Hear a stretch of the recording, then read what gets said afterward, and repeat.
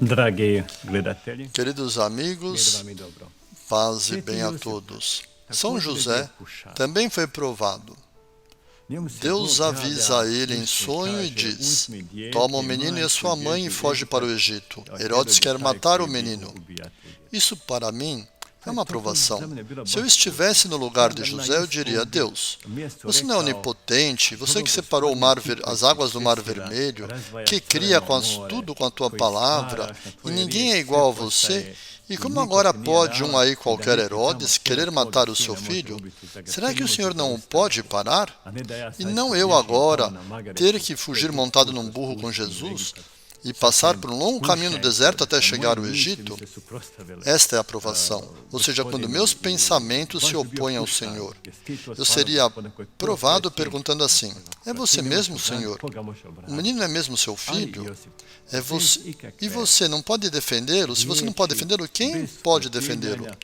Mas José, sem nenhuma palavra, sem qualquer oposição e sem perguntar como, porquê, onde e mais nada, ele toma a mãe e o menino e atende a palavra de Deus. Segue para o Egito, só porque José estava no deserto. Aquilo que nós já havíamos falado antes, estava na quietude e pôde ouvir a palavra de Deus. Ele soube reconhecê-la e foi obediente até o fim.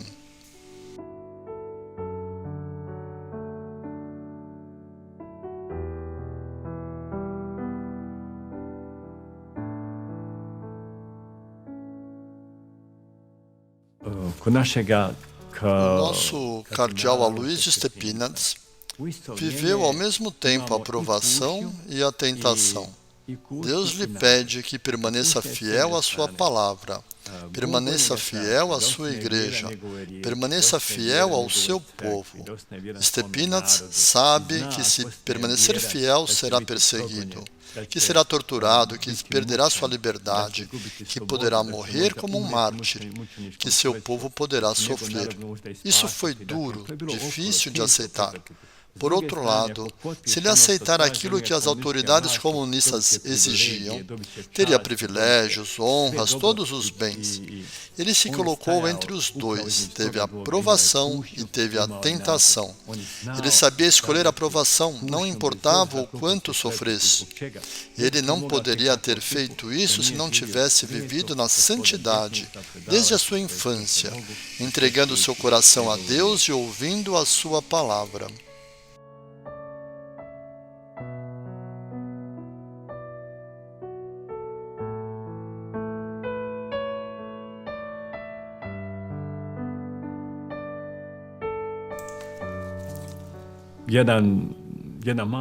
Uma grávida, observando os exames de ultrassom, onde se nota que o bebê está doente, ou com deficiência, ou com alguma necessidade especial, que tem síndrome de Down, muitas mães decidem imediatamente fazer um aborto. Não estão prontas para aceitar essa criança porque ela vai demandar muito tempo de sua atenção. Precisará de exercício todos os dias, médicos especiais. Como será a aparência dessa criança? Esta é a aprovação. São muitos desafios. Não terei mais tempo para mim, para o meu lazer, para as viagens. São muitos e muitos desafios ligados à aprovação. Além disso, do outro lado, o médico ginecologista recomenda: a criança não é saudável, é deficiente, seria melhor interromper a gravidez. Portanto, a mãe está entre a aprovação e a tentação. Todas essas famílias que aceitaram essas crianças, que eu conheço, mesmo que num primeiro momento essas informações difíceis de que a criança não era, que era deficiente, que tinham síndrome de Down, etc., informações duras, elas se perguntavam: como vou lidar com essa criança? Será que vou conseguir? E realmente uma grande provação. Mas muitas famílias, quase todas as que conheço, que tiveram um filho assim, essas crianças se tornaram uma bênção para aquela família. Quando a família estava em crise, aquela criança sabia como tirá-la da crise. Não apenas os pais, mas também os irmãos e irmãs receberam. Todos viram nessa criança uma bênção, pois aceitaram aquilo que no início parecia uma provação. Depois se tornou uma bênção. Quando olhamos para as nossas paixões, Deus nos deu a paixão para sermos apaixonados, mas apaixonados na proclamação da palavra, apaixonados no amor, apaixonados por nossa esposa e maridos. Essa paixão não pode se transformar em tentação e nos lançar no limiar da morte.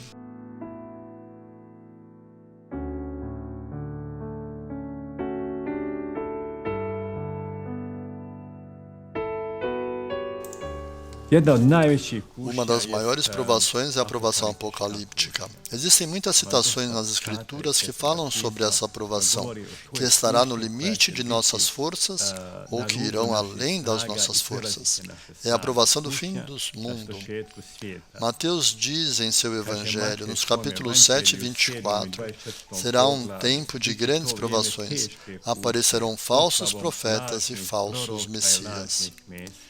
E a verdadeira e a grande provação que lemos no livro do Apocalipse, no capítulo 3, nos diz: porque guardastes a palavra da minha paciência, também eu te guardarei da hora da provação, que está para sobrevir ao mundo inteiro, para provar os habitantes da terra. Isto é uma grande provação. Os discípulos de Jesus serão odiados, eles serão levados diante dos governantes e reis. Jesus, sobre essa provação, nos avisa: tomai cuidado, não vos enganeis. Vigiai, pois, em todo o tempo e orai, a fim de que vos torneis dignos de escapar a todos esses males que hão de acontecer e de vos apresentar de pé diante do Filho do Homem. Desaparecerá a fé na terra, diz Lucas. Ante o progresso da iniquidade, a caridade do mundo esfriará, diz Mateus em seu Evangelho. Aqui Jesus está pensando na provação dos últimos dias, na provação apocalíptica.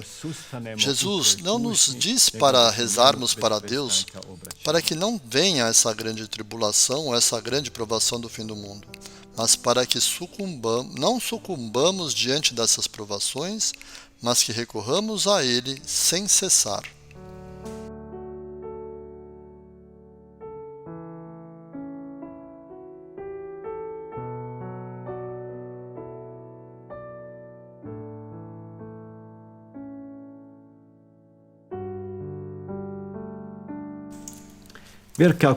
A grande provação também está presente na vinda do Reino de Deus.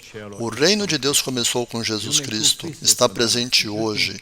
Entretanto, como perceber o poder desse Reino de Deus? Quando experimentamos fracasso após fracasso, queda após queda, a chegada de doença, a perda de uns e de outros, como enxergar e reconhecer os sinais da força de seu reino, que é invisível, imperceptível, inaudível? Aquilo que Jesus nos prometeu. Se buscarmos o reino de Deus, todas as outras coisas nos serão dadas por acréscimo. Como posso compreender e ver esse reino quando estou oprimido pelas dificuldades da vida? Esta é a verdadeiramente uma grande provação. Portanto, a tentação de pecar é grande, mas é muito maior a provação em que são ameaçadas a fé, o amor e a esperança. A tentação da queda final, a tentação da falta de esperança, quando surgem as grandes provações e dificuldades. A grande provação apocalíptica e a grande aflição para os discípulos já começaram durante o tempo da paixão de Jesus. Seu martírio e depois o martírio de seus discípulos após a morte de Cristo. Nesse momento, os discípulos rezam para que o Senhor os livre, para que eles não sejam infiéis, para que não traiam o Mestre, para que a fé deles não definhe. Deus pede para que nós nos rendamos totalmente a Ele, que acreditemos em Sua bondade e amor por nós, e que nos rendamos a Ele pela fé sem cessar, independente das tentações que nos atacam.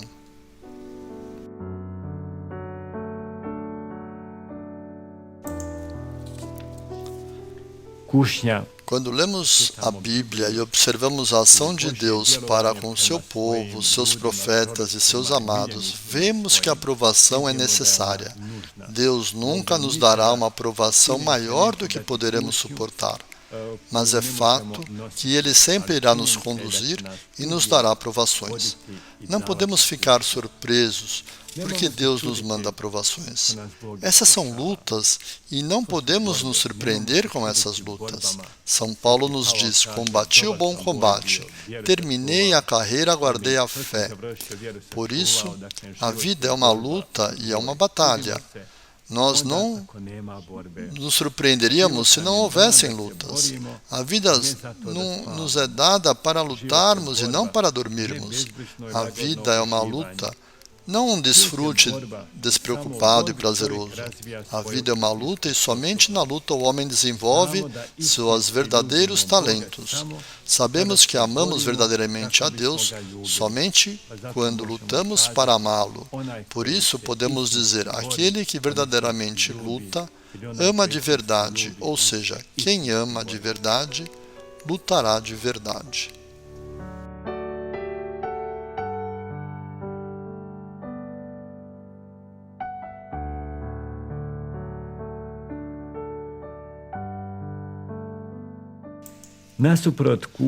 Em oposição à aprovação, temos a tentação. Já dissemos que a tentação vem de Satanás e que a tentação nunca parece repulsiva, difícil e inaceitável. Sempre vem como algo sedutor, atraente, algo que é interessante para nós e agrada ao nosso coração. Aquilo que falei sobre Eva, o problema de Eva era que ela ficava conversando com o autor da tentação, que é Satanás. Quando Satanás disse a Eva: pegue o fruto daquela árvore, Eva recusou. Não vou pegar. Deus disse que não devo comer dessa árvore. Eu obedeço a Deus, obedeço aos seus mandamentos. E Satanás, no dia seguinte, novamente. E novamente, Eva rejeita. Satanás novamente, depois de amanhã. Não está escrito na Bíblia quanto tempo durou aquele diálogo. Creio que durou muito tempo. Satanás, aos poucos, todas as vezes: olha que lindo que é você, como você é linda. Você vai ser como Deus. Você já é linda no Jardim do Éden, vai ficar muito mais linda ainda. E Eva, depois de certo número de dias, semanas ou meses, ela aceita e pega o fruto. E por quê? Justamente porque ela ficou conversando com Satanás. Deveríamos deixar de falar com nossas tentações. Voltemo-nos sempre para Jesus. Só Ele é capaz de vencer.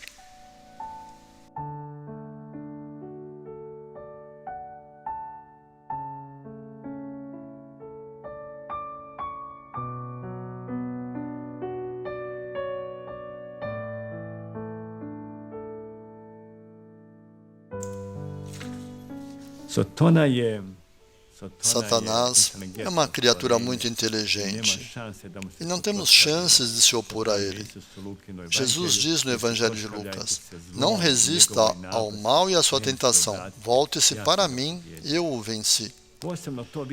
Enxergamos isso particularmente no encontro de Pedro com Jesus, quando Jesus disse que ele deveria seguir para Jerusalém, onde seria crucificado, torturado, entregue aos príncipes e sacerdotes.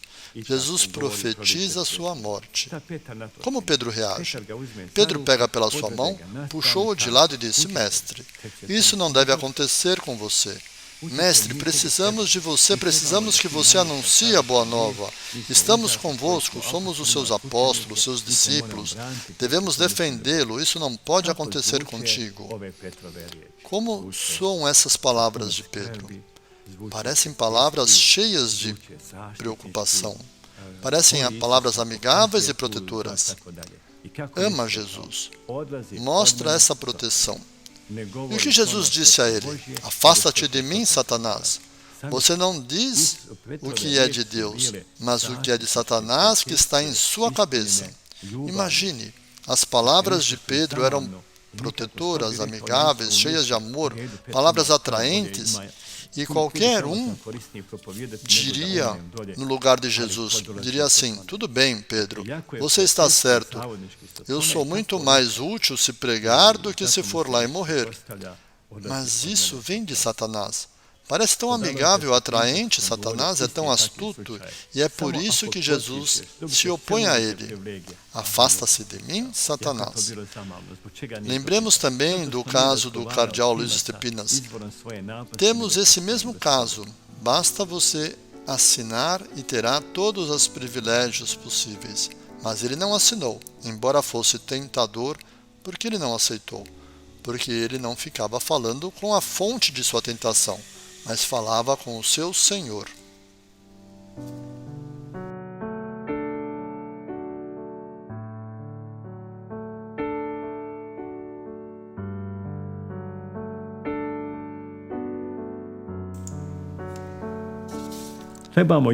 Precisamos saber claramente que Satanás, o diabo, não é uma criatura estúpida com chifres e rabo que assusta as pessoas.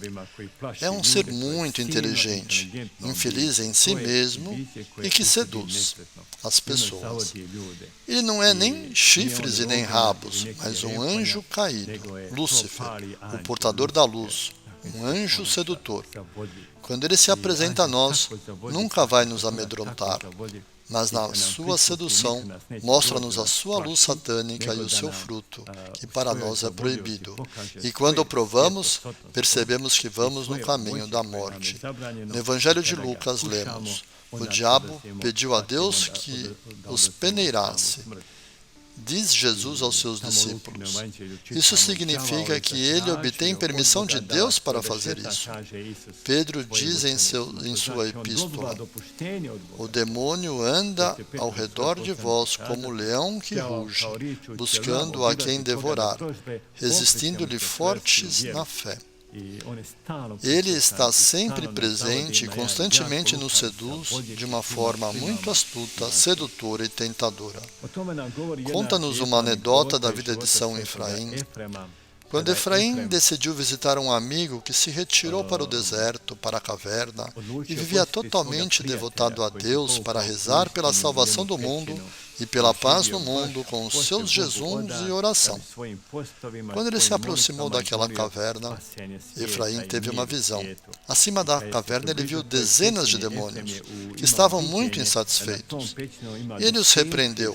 O que vocês estão fazendo aqui com um homem que é tão bom e devoto? E lá na cidade, lá tem apenas um demônio. Eles explicaram a ele de uma maneira simples.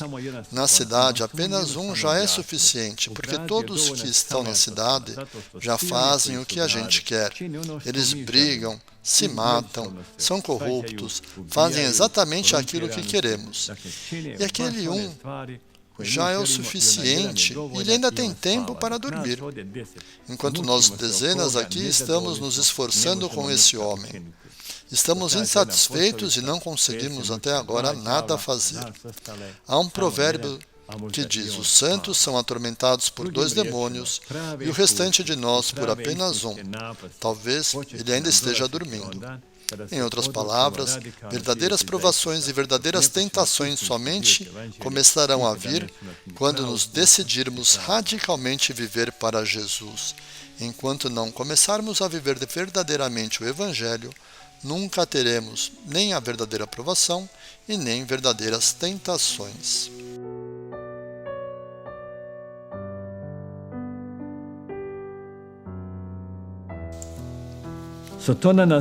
Satanás não poderia nos tentar se Deus não permitisse que ele o fizesse.